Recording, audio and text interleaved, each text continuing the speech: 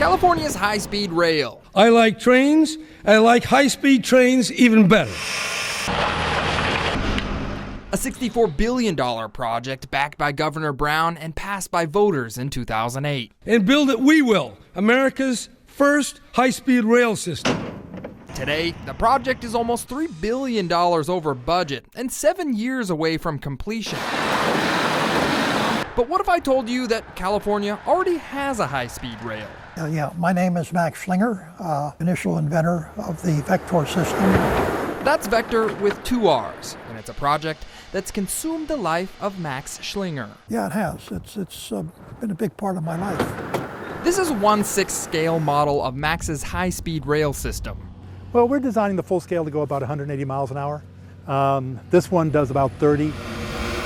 This is Eric Schlinger, Max's son, and he helped build the Vector prototype above the family's vineyard in the rolling hills of Ukiah. We built it specifically to follow highway right-of-ways. The Vector system was designed to be built on existing infrastructure and run on clean energy. Really clean. What do you have all these vacuums for? You guys got a big mess in here or something? Or? Those vacuums will run this train down the track. It weighs probably about 1,200 pounds or so. Good old air, that's what powers this train, and it's really strong. It can easily climb a 10% grade, and get this, it takes just 5 pounds of pressure or vacuum to operate. That's less pressure than what's in a birthday balloon. Here's how it works. A piston that actually traverses inside this tube. That piston is magnetically coupled, and by applying pressure, it looks kind of like this.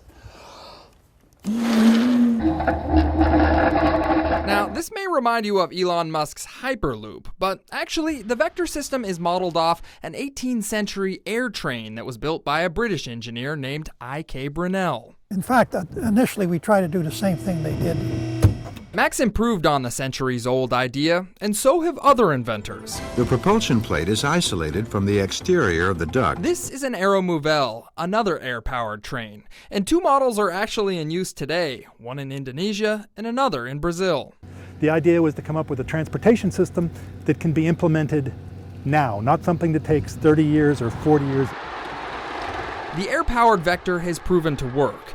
The next step is a full-scale model in an urban area, but there's just one problem. I think the one thing we didn't foresee is the fact that transportation and trains are very, very political. Even after he built an affordable working model, Max says few people are looking at his idea, and he can't seem to catch the attention of the California High-Speed Rail Commission or the governor. If you had Governor Jerry Brown here today, what would you say to him? I'd say you ought to consider it. You know, I really would. Like any big project, there are obstacles. Well, Governor Brown, I guess you can consider this your invitation. In Ukiah, John Bartel, ABC 10 News.